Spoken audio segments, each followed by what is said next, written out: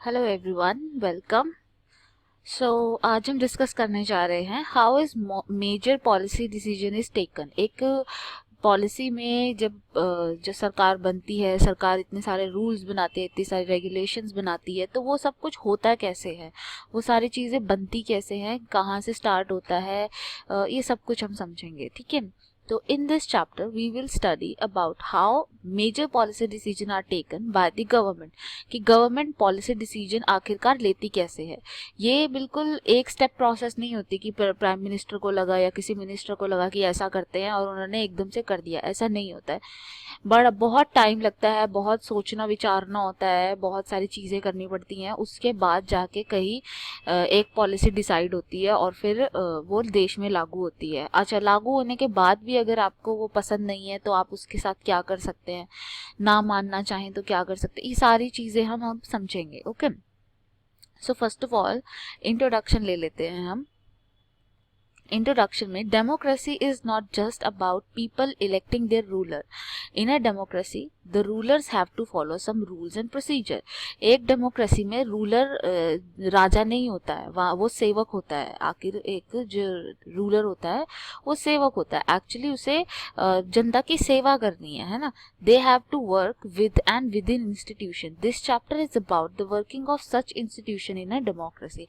इस चैप्टर के थ्रू हम जानेंगे कि कैसे कैसे ये जो अलग अलग इंस्टीट्यूशन है हमारी डेमोक्रेसी में, लेजिस्लेचर है, एग्जीक्यूटिव है, जुडिशरी है, ये तीनों इंस्टीट्यूशन आखिरकार काम कैसे करते हैं, इनका क्या क्या रोल है। We will come across the three institution that play key role in major decision. These are legislature, executive and judiciary. आखिरकार इनके रोल्स क्या है, ठीक है, इनके बारे में हम जानेंगे। जो हमारी एनसीईआरटी है उसमें एक एग्जाम्पल दिया हुआ है, गवर्नमेंट का मेमोरेंडम दिया हुआ है जिसके अंदर लिखा हुआ है कि आज से ओबीसी का जो वो क्या कहते हैं रिजर्वेशन है वो लागू हो गई है, उसके बारे में लिखा हुआ है। On August 13, 1990 the government of India issued N order, it was called office memorandum. इसका नंबर है, नाम है कि अच्छा ये ऐसे है, इस तारीख को ये डेटेड है, ये सारी चीज़ इसमें बताई गई हैं। अच्छा, इसमें क्या लिखा हुआ है वो भी लिखा हुआ है कि इस ऑफिस मेमोरेंडम बता रहा है कि जो एजुकेशनली सोशली बैकवर्ड क्लासेस हैं उनको भी रिजर्वेशन दी जाएगी। ठीक है, तो ये सारी चीज़ें लिखी हुई हैं। अब आगे देखते हैं। The Joint Secretary and Officer of the Department of Personnel and Training in the Ministry of Personnel, Public Grievance, Pension signed the order। जो एक किसी ऑफिसर ने इस पे साइन किया हुआ है, जो ये ए के हरित जो लिखा हुआ है, किसी ऑफिसर ने इसके ऊपर साइन किया हुआ है। This order announced a major policy decision. इस ऑर्डर ने एक बहुत बड़ा पॉलिसी डिसीजन दिया था। क्या पॉलिसी डिसीजन दिया था? डिसीजन दिया था कि अब से लागू हो जाएगा, रिजर्वेशन लागू हो जाएगी ओबीसीज के लिए भी। तो जिस बंदे ने ये साइन किया है, क्या केवल ये उसी का निर्णय है? बिल्कुल भी नहीं, उसका तो निर्णय है ही नहीं है। जो बाकी लोगों ने, वो तो सिर्फ एक इशूइंग अथॉरिटी है कि उसने सिर्फ साइन करके दिया है कि हाँ आज से ये लागू हो जाएगा। वो एक एग्जीक्यूटिव का पार्ट है कि उसने लागू करके दिया है। बाकी इस पॉलिसी के डिसीजन को पहुंचे कैसे, कौन थे ये डिसीजन मेकर? तो ये डिसीजन मेकर स्टार्ट होते हैं हमारे prime minister and cabinet ministers. The prime minister and the cabinet take important decision on all the policy matter. जो प्राइम मिनिस्टर है एंड कैबिनेट जो है वो इम्पॉर्टेंट डिसीजन लेते हैं अपने पॉलिसी मैटर्स के ऊपर। जो भी पॉलिसी उन्हें डिसाइड करनी होती है उसके ऊपर वो डिसीजन लेते हैं कि अच्छा ये ऐसा करना है, ये वैसा करना है। जैसे कि यहाँ पे दिखाया जा रहा है कि सारे नेता बैठे हुए हैं और प्राइम मिनिस्टर बैठे हुए हैं, ये सारे कैबिनेट में मीटिंग कर रहे हैं। The civil servant who comprise the bureaucracy implement the decision which are taken by cabinet। जो सिविल सर्वेंट होते हैं, मतलब जो कि एग्जीक्यूटिव होते हैं, जो एग्जीक्यूटिव सिविल सर्वेंट है, अपॉइंटेड सिविल सर्वेंट है, वो लोग ब्यूरोक्रेसी, जिसको हम ब्यूरोक्रेसी बोलते हैं, ये लोग जो डिसीजन, जो प्राइम मिनिस्टर या कैबिनेट मिनिस्टर, जो हमारे prime minister and cabinet minister हैं, जो डिसीजन लेते हैं उसको आखिरकार इम्प्लीमेंट यही लोग करवाते हैं। ये असली एग्जीक्यूटिव है, असली काम करने वाले यही लोग हैं, सिविल सर्वेंट। ठीक है, अब मंडल कमीशन के बारे में है। तो Mandal commission, the government of India appointed the second backward commission, class commission in 1979 headed by BP Mandal. एक बीपी मंडल नाम के जस्टिस रह चुके हैं, उनके अंडर एक बैकवर्ड क्लास कमीशन अपॉइंट किया गया। इसलिए इसका नाम मंडल कमीशन पड़ा। अब इन्होंने रिकमेंडेशन दी अपनी 1980 में, बहुत सारे रिकमेंडेशंस दी थी। उसमें से रिकमेंडेशन ये थी कि जो ओबीसीज हैं उनको 27% रिजर्वेशन मिल जानी चाहिए गवर्नमेंट जॉब में। ये उनकी रिकमेंडेशन थी। इम्प्लीमेंटेशन ऑफ रिकमेंडेशन अब होता है कि on 6 August 1990 the union cabinet took a formal decision to implement the recommendation. जो यूनियन कैबिनेट है, मतलब जो कैबिनेट के लोग हैं, उन्होंने डिसाइड किया कि हम ये डिसीजन को इम्प्लीमेंट करेंगे। ये जो बीपी मंडल कमीशन ने जो रिपोर्ट दी है, हम उस रिपोर्ट की फाइंडिंग्स को लागू करेंगे। The prime minister of India VP Singh inform the parliament about this decision through a statement in both the houses of parliament. जो प्राइम मिनिस्टर है वीपी सिंह, उन्होंने पार्लियामेंट को बोला कि हम ऐसा करना चाहते हैं, ठीक है, कि हमारा ये मत है कि हम ये रिकमेंडेशन को मानना चाहते हैं कि 27% जो है रिजर्वेशन लग जाए। अब ये डिसीजन जो था ये भेजा गया हाउस ऑफ पार्लियामेंट में। तो हाउस ऑफ पार्लियामेंट में लोकसभा और राज्यसभा ऑब्वियस है, वो दोनों डिस्कशन करेंगे, वो देखेंगे कि क्या इसको पास करना चाहिए या नहीं करना चाहिए। उसके बाद ये जो डिसीजन था कैबिनेट का, वो भेजा गया department of personal and training, उनके पास भेजा गया। और फिर जो डिपार्टमेंट के हेड थे, उन्होंने ये ऑर्डर पे साइन करके दे दिया कि ठीक है कि ये इसको अब हम इम्प्लीमेंट करते हैं, ठीक है। An officer sign the order on the behalf of union government के बिहाफ पे ये ऑर्डर साइन होते हैं। ऐसा नहीं है कि किसी की पर्सनल लाइबिलिटी है, ऐसा पर्सनल नहीं होता है किसी की लाइबिलिटी कि इस ऑफिसर ने साइन किया है तो इस ऑफिसर को पकड़ो, नहीं, ऐसा नहीं है। उसने तो गवर्नमेंट ने जो बोला उसने वो लागू किया है।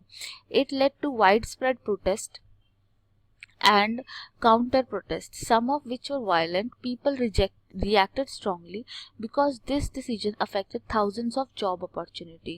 ये जो रिजर्वेशन कास्ट के थ्रू रिजर्वेशन वाला जो चक्कर था, इसमें पूरी इंडिया में बहुत ज़्यादा इसके लिए धरना प्रदर्शन हुए, बहुत सारे प्रोटेस्ट हुए, बहुत लोग वायलेंट भी हुए। क्योंकि अगर जो बैकवर्ड क्लास है उसको रिजर्वेशन मिल जाती है तो क्या होगा, उसको जॉब आसानी से मिल जाएंगी, लेकिन जो जनरल कैटेगरी के लोग हैं उनको वो जॉब नहीं मिल पाएंगे, उनके लिए जॉब ख़त्म हो जाएंगी। इसलिए काफ़ी ज़्यादा प्रॉब्लम हुई।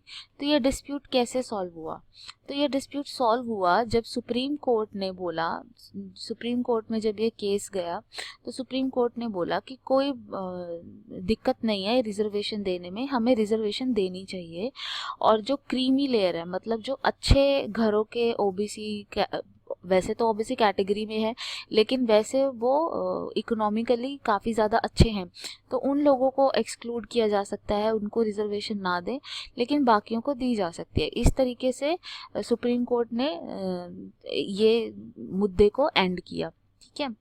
नीड फॉर पॉलिटिकल इंस्टीट्यूशन, इसमें इस सारे मुद्दे में पॉलिटिकल इंस्टीट्यूशंस का क्या हाथ रहा, कैसे क्या क्या चीज़ें हुई, ये सारी चीज़ें हम समझेंगे। जो गवर्नमेंट है हमारी, it is responsible for providing various things and facilities to people. जो गवर्नमेंट है वो रिस्पॉन्सिबल है क्या देने के लिए, अलग अलग चीज़ें, फैसिलिटीज़ हम सबको, हम रोड, पानी, बिजली, ये सारी चीज़ें कौन देगा? सरकार देगी। It need to provide security to people, हम अपनी सिक्योरिटी सरकार के ऊपर छोड़ते हैं। पुलिस हमारी सिक्योरिटी के लिए है, आर्मी हमारी सिक्योरिटी के लिए, तो इनको हमें सिक्योरिटी प्रोवाइड करवानी होती है। लोगों के वेलफेयर के लिए इनको काम करना होता है। ये सब चीज़ें ये कैसे करेंगे? इसमें पैसा खर्च होगा, तो ये पैसा कहाँ से लाएंगे? ये पैसा टैक्सेस से आएगा। The government has to collect taxes so that it can get money to carry out various welfare program. The money from the tax is also utilized in the running the government machinery. जो government के various काम होते हैं, उन सब कामों को करने में भी पैसा लगता है। तो वो पैसा कहाँ से आता है? वो पैसा आता है हमारे टैक्सेस से, जो हम टैक्स पे करते हैं। There are various organ and department of government with separate roles and responsibility. यहाँ पे government और departments के काफ़ी सारे different roles हैं, responsibilities हैं. Division of responsibility ensure division of labor. जो responsibilities हैं वो divide कर दी जाती हैं. जैसे कि मान लो legislature के पास responsibility है कि वो rules बनाएगी, executive के पास responsibility है कि वो सारे rules को execute करेगा, और judiciary के पास responsibility है कि अगर कोई झगड़ा होता है तो वो उस झगड़े को सॉर्ट आउट करेंगे. इस तरीके से क्या है कि हर तरह से हमने डिवीजन कर दिया है कि कौन सा काम करेगा, कौन सा काम नहीं करेगा. ये सारी चीज़ें हमने डिसाइड कर दी है. Various department and body are called government institution. जो अलग अलग डिपार्टमेंट होते हैं गवर्नमेंट के, उनको हम गवर्नमेंट इंस्टीट्यूशन ही बोलते हैं. Formation of various institution is necessary for smooth functioning of government. जो अलग अलग इंस्टीट्यूशन है वो क्यों बनाए गए हैं? ताकि गवर्नमेंट आसानी से आराम से काम कर सके. मतलब जैसे कि आपका फाइनेंस मिनिस्ट्री होती है वो अलग होती है, वो सारे फाइनेंस का ध्यान रखती है. जैसे कि सिक्योरिटी वाली क्या आपका रक्षा मंत्रालय होता है ना, तो रक्षा होम मिनिस्ट्री होती है, ये सारी चीज़ें होती है, ये डिफेंस मिनिस्ट्री वगैरह. सबका अपना अपना डिफाइंड एरिया है कि कौन क्या करेगा, कैसे करेगा. तो इससे क्या होता है कि प्रॉब्लम क्रिएट नहीं होती. सबको पता होता है कि उसको क्या काम करना है. ठीक है, हर किसी को अपनी रिस्पॉन्सिबिलिटी का पता होता है और वो अकॉर्डिंगली काम करता है. इंस्टीट्यूशन, मेन 3 इंस्टीट्यूशन है देश में. The Prime Minister and the Cabinet are the institution that take all the important policy decision. सबसे सारे important policy decision यही लेते हैं, ये legislature से है. दूसरे हैं सिविल सर्वेंट, ये सारा काम इम्प्लीमेंट करके देते हैं कि जो भी काम होना है वो काम इम्प्लीमेंट करके कौन देगा. मतलब ठीक है, जो लेजिस्लेचर ने तो पॉलिसी बना दी, ठीक है, पॉलिसी बना के दे दी कि ये करना है. अब उसको करवाएगा कौन, आखिर आगे करवाने वाला कौन है? तो उसको करवाने वाले सिविल सर्वेंट्स हैं. उसके बाद कोई झगड़ा रह जाता है कि किसी को ये पॉलिसी पसंद नहीं आई है, कुछ गड़बड़ है, कुछ भी है, तो फिर उसके बाद कोर्ट है, कोर्ट जाके ये डिस्प्यूट्स को ख़त्म करता है. Advantage and disadvantage of institutions. Advantages क्या हैं और डिसएडवांटेजेस क्या हैं? Presence of various institution ensure that broad consensus is arrived at before any major decision taken. अगर इंस्टीट्यूशन होंगे तो उससे क्या होगा, अलग अलग इंस्टीट्यूशन में अलग अलग डिबेट चलेगी, तो इतने सारे लोगों के व्यूज़ हमें पता चलेंगे. जब लोगों के व्यूज़ हमें पता चलेंगे तो जो एक डिसीजन होगा वो बढ़िया डिसीजन निकल के आएगा जिसपे मैक्सिमम लोगों की सहमति होगी. जो ऐसे इंस्टीट्यूशन होते हैं जिसमें बहुत सारा डिस्कशन होता है, वहाँ पर बैड डिसीजन नहीं लिए जा सकते, क्योंकि कोई ना कोई तो अगर बैड डिसीजन लोगे तो उसका विरोध करेगा ही करेगा, है ना. तो बैड डिसीजंस जो होते हैं वो नहीं लेते. डिसएडवांटेज इंस्टीट्यूशन होने का क्या है? डिसएडवांटेज ये है कि ये प्रोसेस काफ़ी लेंदी है, इसमें इतने सारे लोगों को इन्वॉल्व करना पड़ता है कि अभी राज्यसभा देखेगी, अभी लोकसभा देखेगी, अभी प्राइम मिनिस्टर देख रहा है, अभी ये देख रहा है, अभी वो, तो इतनी सारी चीज़ों से होकर गुजरना पड़ता है. तो वो बिल्कुल टाइम कंज्यूमिंग और फ्रस्ट्रेटिंग एक प्रोसेस हो जाती है. ठीक है, तो ये था कि किस तरह से एक पॉलिसी डिसीजन लिया जाता है. इस पे ग्रेटर क्लैरिटी आएगी नेक्स्ट वीडियो के थ्रू, जो कि अपना नेक्स्ट मुद्दा डिस्कस कर रही है. इसमें कोई डिफ़िकल्टी है तो आप मुझसे पूछ सकते हैं. Thank you so much.